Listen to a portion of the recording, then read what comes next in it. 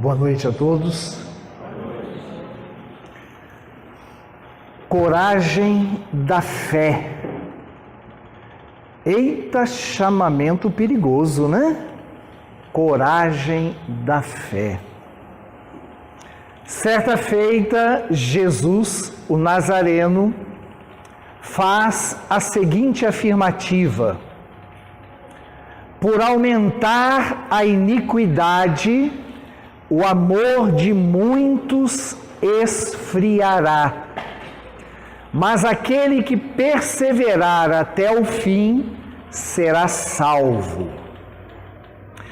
Aí vem agora, no Evangelho de Mateus, dizer a respeito da coragem da fé, a respeito daquele que tem a coragem de defender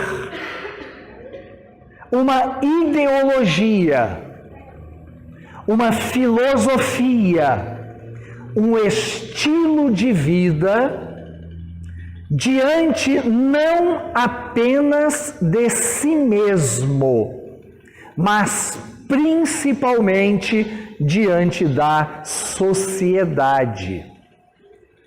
Diz também Jesus: nem todos os que dizem Senhor, Senhor entrarão no reino dos céus.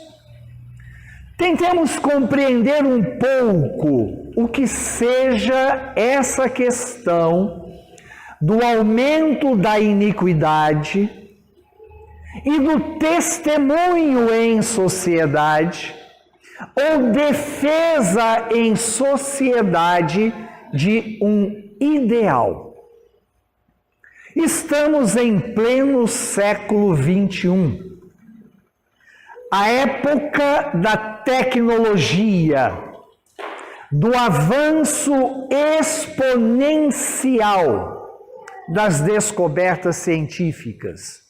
Nunca a humanidade teve tanto acesso à riqueza como tem hoje. Nunca a humanidade teve tanta fartura de alimento, de tecnologia, de ciência, de medicamento, de facilidades como temos hoje. É muito fácil a qualquer um de nós, principalmente aqueles que moramos aqui na nossa região centro-oeste, em Campo Grande, Mato Grosso do Sul, ter acesso à água potável, basta abrir a torneira.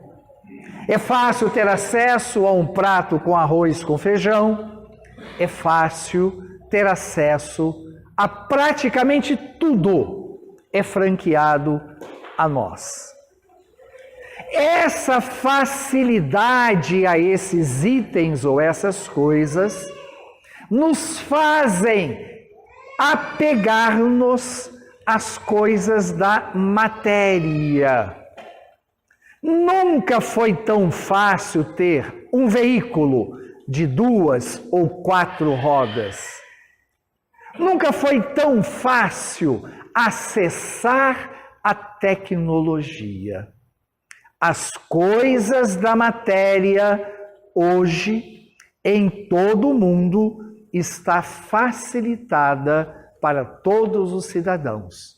Até mesmo naquelas regiões consideradas como bolsões de miséria, a tecnologia em algum momento ali chega, a fartura em algum momento ali chega.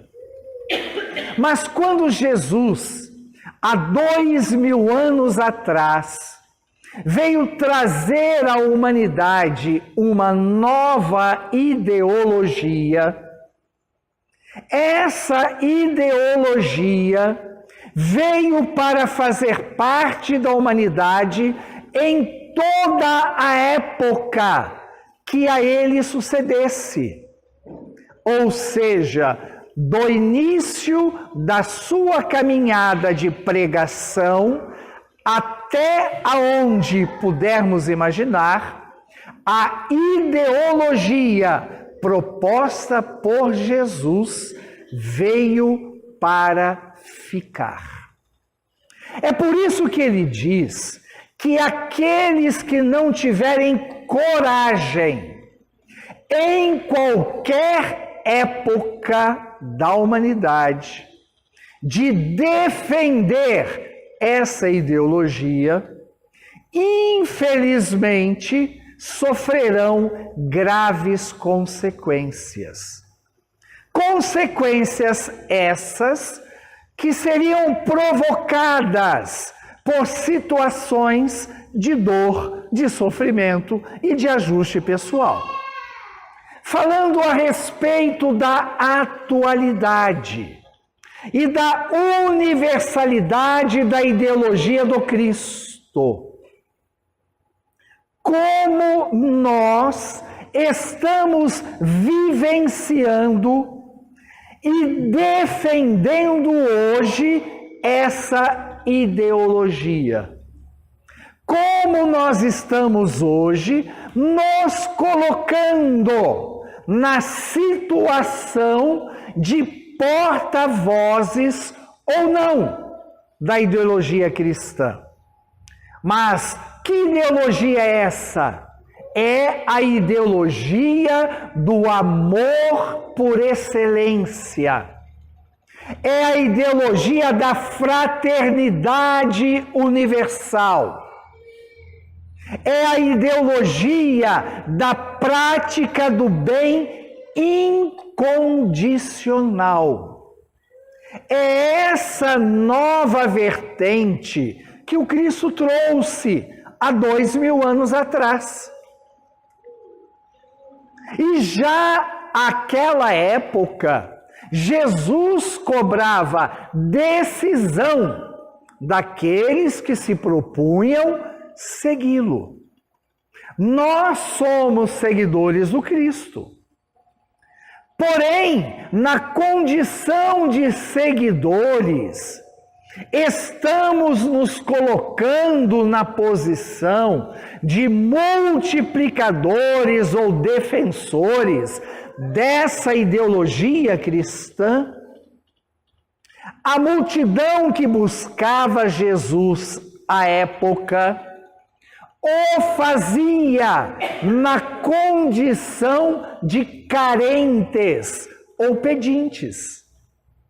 A multidão que buscava Jesus o fazia na ânsia de alcançar o alívio ou a cura das suas dores.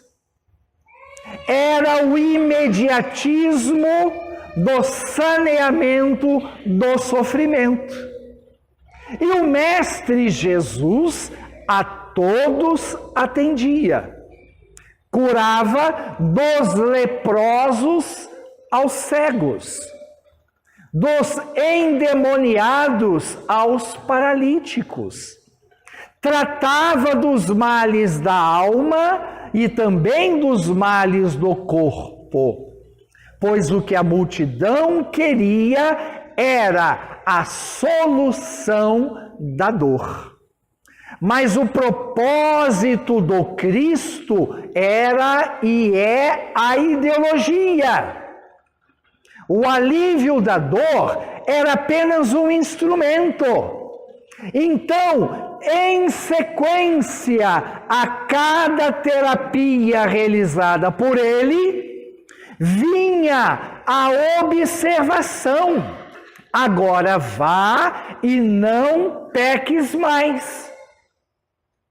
E ainda, em algumas situações, Jesus oferecia àqueles que queriam a possibilidade do acesso a informações privilegiadas para o bem viver. Informações essas que falavam da terapia da alma, do controle dos males do ser. E estes que tinham acesso ou alcançavam essas informações consideradas privilegiadas, recebiam a titularidade de discípulos, ou seja, seguidores. Mas havia ainda um grupo bem menor, que uma vez tendo acesso a essas informações privilegiadas, uma vez terem tratado os seus problemas das dores do físico e da alma, em tendo sido discípulos, compreendem a profundidade da ideologia e da filosofia e se transformam em apóstolos. E o apóstolo é aquele que multiplica o ensinamento recebido. Então, quando Jesus diz que aquele que me negar diante dos homens não é digno do reino dos céus, é um alerta tanto para os discípulos e principalmente para os apóstolos. Porque a multidão, relembrando, a multidão que o buscava queria a solução da dor. Semelhante ao que nós hoje buscamos quando queremos analgésicos. Queremos que a dor passe. Mas quando alguém nos diz que para que a dor cesse ou para que a dor passe é necessário determinados sacrifícios, eu prefiro não ter o sacrifício. Pois quando a dor surgir novamente, eu tomo outro analgésico. Quando Jesus então alerta de que aquele que me negar não é digno do reino dos céus, é um alerta para os discípulos e principalmente para os apóstolos. Uma vez que, quando estamos convictos da importância e assertividade da ideologia e da filosofia do Cristo, nós nos transformamos em multiplicadores dela e onde quer que estejamos, não temos medo nem vergonha da vivência e do postulamento ou multiplicação ou divulgação dessa ideologia, dessa mensagem, dessa verdade. Vamos transformar em exemplo prático o que nós estamos falando. Sobre os tetos das casas de oração, é muito fácil utilizarmos da nossa palavra com entonação de carinho, de afeto, com expressões de fraternidade. Dentro deste templo de oração, é muito fácil nos saudarmos como irmãos, amigos. É muito fácil desejar ao outro a paz de Deus. É muito fácil afagar, abraçar, acarinhar. Porque neste templo de oração, todos nos identificamos como iguais. Então, testemunhar a causa, a filosofia e a ideologia dentro do ambiente do templo é simples e é fácil. Mas, se nos encontrarmos lá fora, em qualquer situação, e não identificarmos o companheiro daqui, lá fora como companheiro, numa situação de litígio, como, por exemplo, uma vaga de estacionamento no supermercado. Irei tratar aquela pessoa com a mesma fraternidade, com o mesmo carinho, com o mesmo afeto que eu o trato dentro do templo? Será que, ao encontrar-me com quem quer que seja, numa situação de litígio comercial, lá fora, com quem quer que seja, e na defesa dos nossos supostos direitos, nós encararemos o outro com fraternidade, com carinho e com o mesmo afeto que o fazemos dentro do templo? Dificilmente faremos isso. Imaginemos o extremo do extremo. Você, na sua casa, aonde quer que ela seja, num domingo pela manhã, sabe aquele domingo de temperatura agradável, chuva amena, tudo propício para ficar na cama um pouco mais.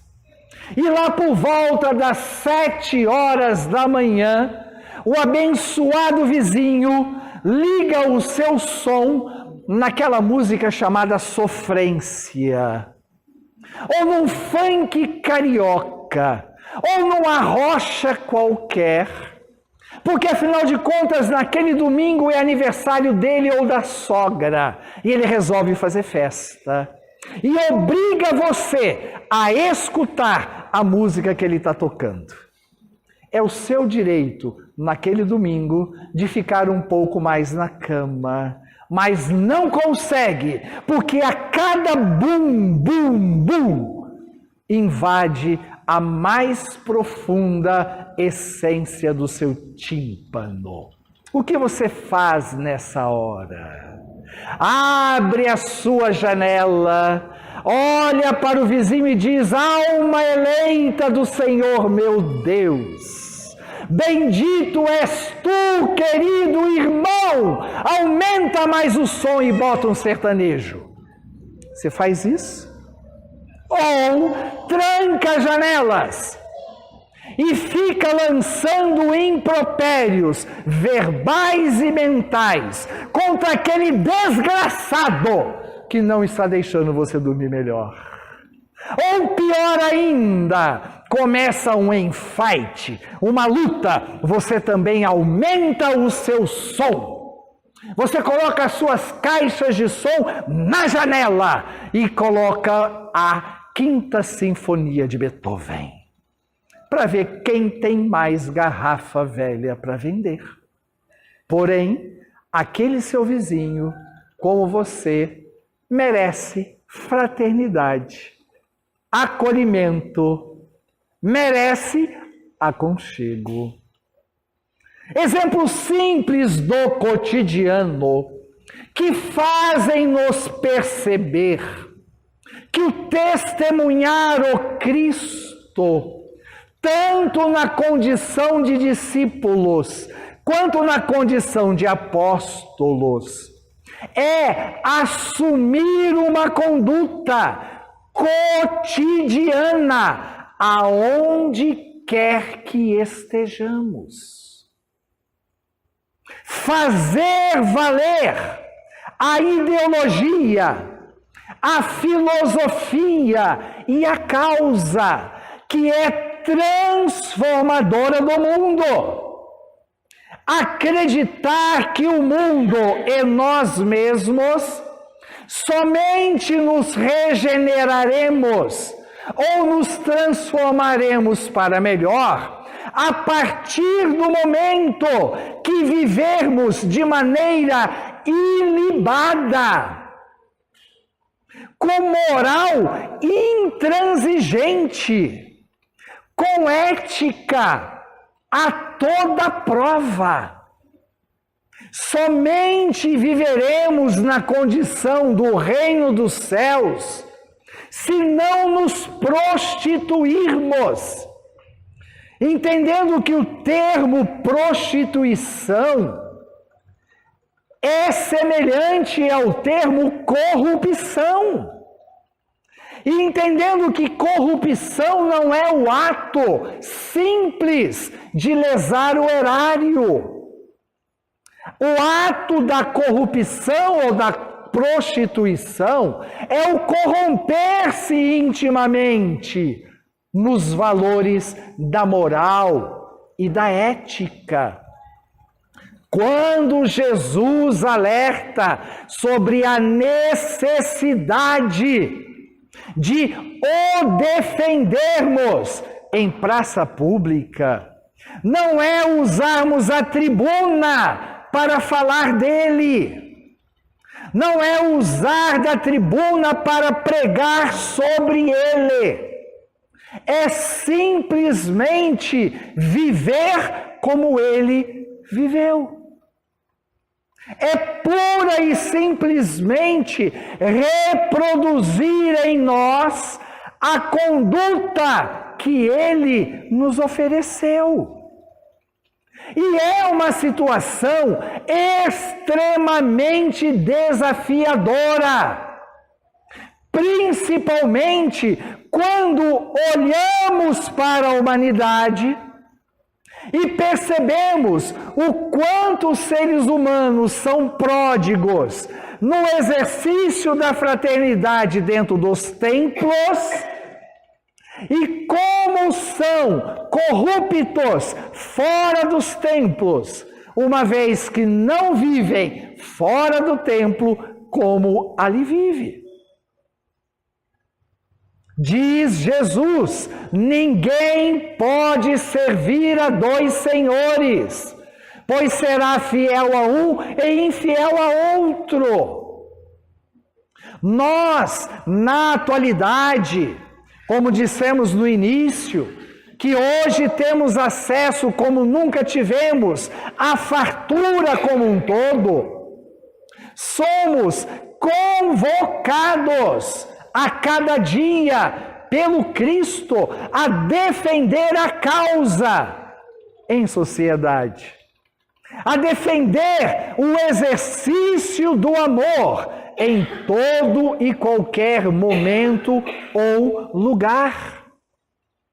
Mas ainda carregamos conosco o estigma de fazermos parte da multidão, recordando que a multidão buscava Jesus pura e simplesmente porque estava doendo.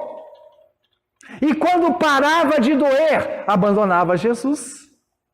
Tanto é verdade, nós tivemos agora a chamada Semana Santa Católica, que nos relembra a entrada triunfal de Jesus em Jerusalém, e depois a sua morte e crucificação.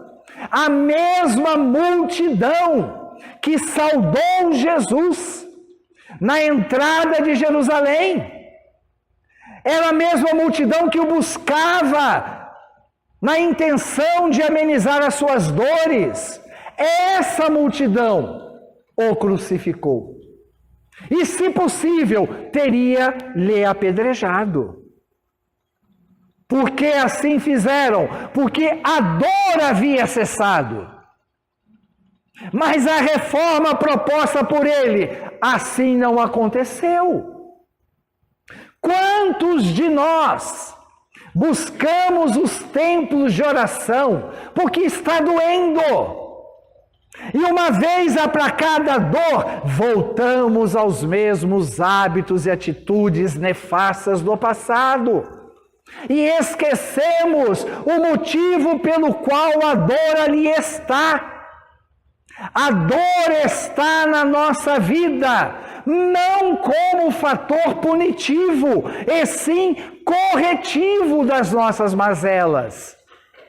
A dor, se hoje existe, é para nos lembrar de que algo precisa ser ajustado.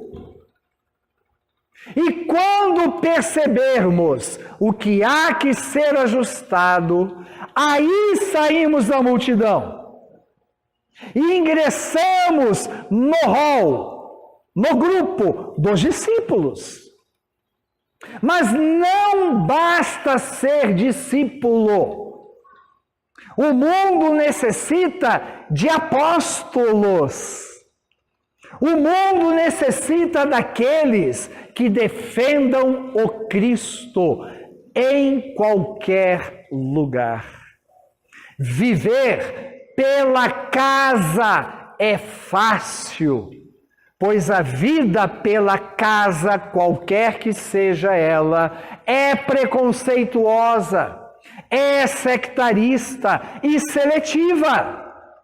Mas a vida pela causa é universal, é fraternal e abrange a todos.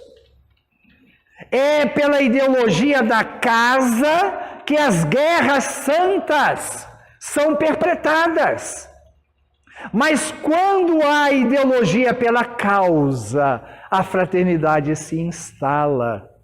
Muito apropriada a mensagem do Evangelho de hoje, na importância de nos alertar de aonde queremos estar hoje.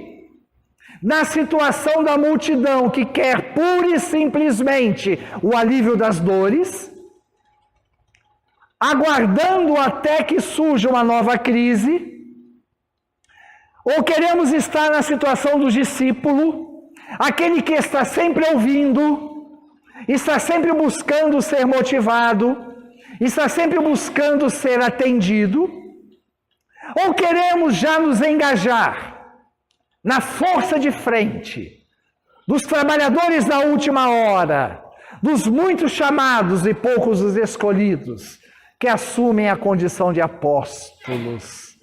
O apóstolo é aquele que abandona a casa, mas vive pela causa.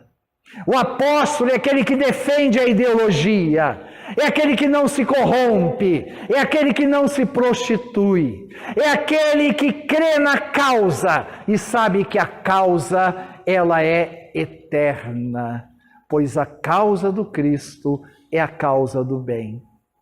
O mundo hoje nunca esteve tão carente como está agora de apóstolos da causa, de multiplicadores da causa, da boa semente que, caindo em terreno fértil, cresce e se multiplica.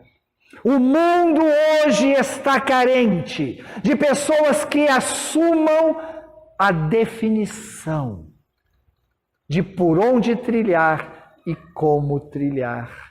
E para encerrarmos, não podemos deixar de relembrar a situação da porta estreita e da porta larga que nos diz Jesus. Buscai a porta estreita, que é difícil, que é árdua, que é dolorida, mas nos leva a uma paragem, a um lugar aonde há harmonia, aonde há paz, aonde há fraternidade, do que antes optar pela porta larga da perdição. A porta larga da perdição são as facilidades da vida, é a fartura da vida, são os excessos da vida. A porta larga representa o materialismo. E a doutrina de Jesus, enfatizada pela doutrina dos Espíritos, aí está, para combater esta chaga da humanidade, denominada materialismo, e fazer valer a espiritualidade do ser humano. Assim, que cada um de nós, neste momento, possamos fazer a sua reflexão íntima e determinar para si em qual grupo você quer fazer parte. Da multidão que apenas busca aplacar as dores, dos discípulos que estão sempre seguindo, ou do apóstolo, que faz multiplicar as dádivas recebidas, do apóstolo, que é aquele que lança a semente da transformação por onde passa. Em qualquer uma das três situações, a escolha é individual e é seu direito optar. Mas diz Jesus, nem todos aqueles que dizem Senhor, Senhor, entrarão no reino dos céus. Não basta orar, não basta exercer a fraternidade na casa. É primordial fazer o bem a quem quer que seja, recordando que a regra de ouro da humanidade proposta por Jesus é: faça o bem sem olhar a quem. Ama a teu próximo como a ti mesmo. Que Jesus nos abençoe, nos ilumine e nos proteja. E que ao retornar aos nossos lares na noite de hoje, as nossas dores tenham sido amenizadas, mas que a decisão íntima, pessoal, individual, fica a critério de cada um.